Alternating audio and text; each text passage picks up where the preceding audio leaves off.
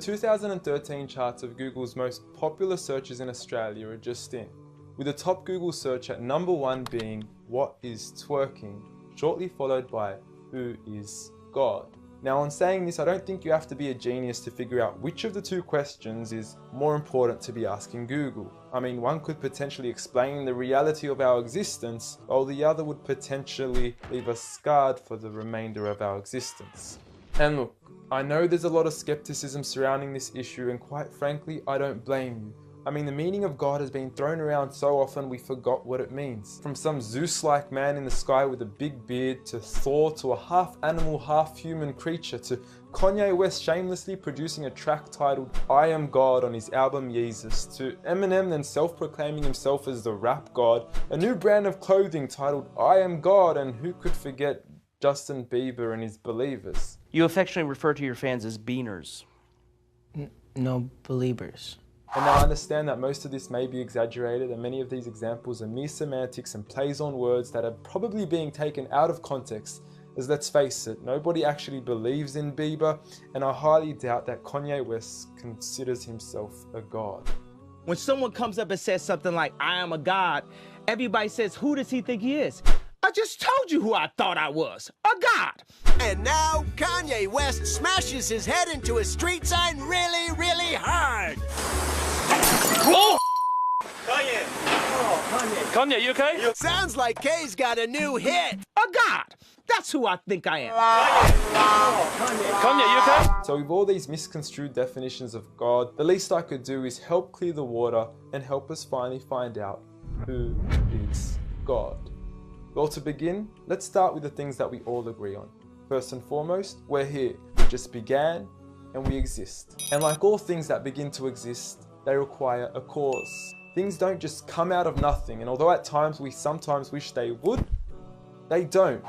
If I told you that this glass sprang into existence, this glass made itself, you said Muhammad Ali's crazy. So in saying that, knowing the cause of us is crucial to understanding who God is. Although we are able to explain that we did have a beginning, as many leading cosmologists have affirmed, we are still left unanswered as to what was the cause of our beginning. And before you lash out saying, "Oh, but we can't see what happened before we began," or "you can't prove there was a creator," we say quite openly, neither can you disprove a creator. And by observing the reality of our world and our existence, its order, its structure, and the systems, I see no reason not to believe in a creator. But then one may ask, where did this creator come from? What was the cause of him? And it will go on forever and ever, which would most probably lead to us never have ever been created. So for God to exist, he must exist without a beginning, therefore not requiring a cause, making him eternal. He should also be transcendent from his creation and not bound by any of the realms he had created, whether it is time, space, or matter. For instance, when Steve Jobs makes an iPhone, he doesn't become the iPhone, he is separate. And of course, we could also argue that he is one. This makes the most sense, and it would also avoid any potential conflict between two disputing all-powerful gods with conflicting interests. But we still don't know which God is he. Are you Zeus? Are you Thor? Are you Yahweh? Well, if you agree with everything I've said up until now, you will realize that each of these gods don't fit into our established criteria of who God is. They are all created beings, they are not eternal, they have not created anything, they are dependent, and they require sleep, rest, oxygen, and food. So who is the one and only true God? I present to you a God who is one and only, eternal, exists without a beginning, who was uncreated, requiring no cause for himself, yet being the absolute cause and creator of everything else. Allah. A simple definition of God that is logical and rational. There is nothing like him, no man, no creature, nothing imaginable. He is the one who is perfect, although I don't like using the word perfect because our understanding of perfection would never encompass his true essence. He is in control of everything, whereby nothing can harm us unless he wills it. He is the all-knowing, the all-hearing, and unlike our friend Kanye, he is the all-seeing. Many of us would then argue that although these verses do provide a logical and sound concept of God, how do we know that these words are indeed the words of God? Well, first and foremost, the Quran isn't just any book. It was revealed over 1400 years ago as direct revelation from God to the final prophet Muhammad, peace be upon him, and was sent as the most eloquent piece of literature to before mankind. Revealed at a time where poetry was rife and to a population housing the best of poets, only to leave them speechless and at a loss for words. Now what is important to note is that the Quran doesn't fit in any of the known classes of poetry nor prose. Rather, it is a fusion of both that even to this day shake the hearts of Muslims and non-Muslims alike. It's almost trance-like. I mean, you can hear it's very euphonic.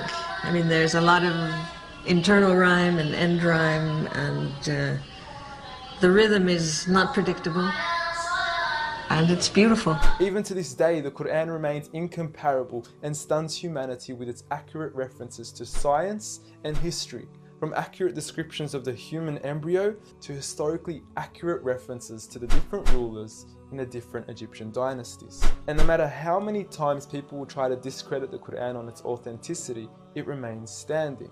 Will you please, at the very next science lesson, get some salt water, get some fresh water, and mix them and see what happens?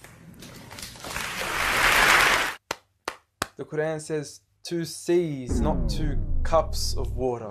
And to those that doubt it is from God, the challenge is simple. Bring forth something that can compare. And now, although this challenge has been attempted multiple times throughout the past, history has witnessed that no man has been able to rival the Quran. But does this challenge still apply today? Well, we could surely put it to the test, and who better to choose than the self-proclaimed rap god. Call yourself the rap god. Eminem, dubbed the best of his time, being incomparable with anyone in his league. The last thing the world needs is another me. Now, if we compare the works of Allah with the works of Eminem, we are left with this.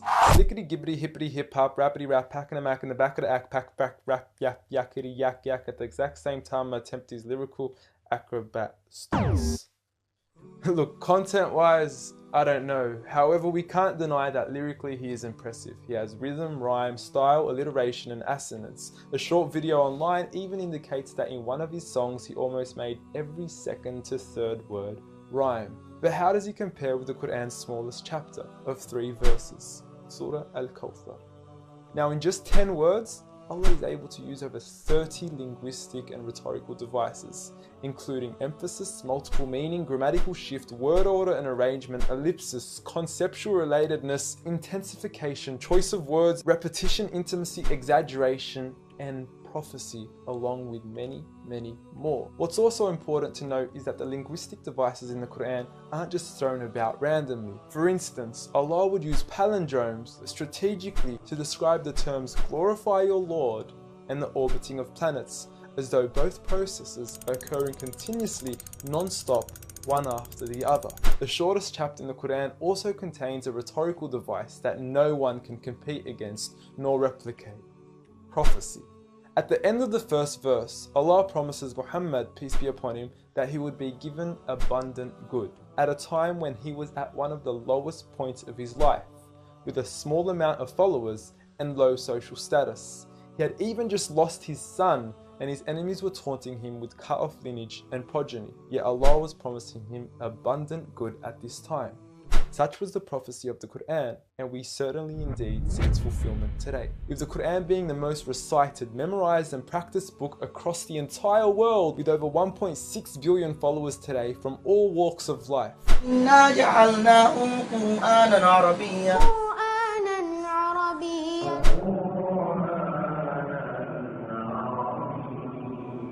Now, I know many of you are probably thinking, okay, cool story bro, but what's the purpose of the Quran? Well, the importance is that it gives meaning to life, from our overall purpose of existence to why we're here and what happens once we die. God teaches us that each and every single one of us is being tested.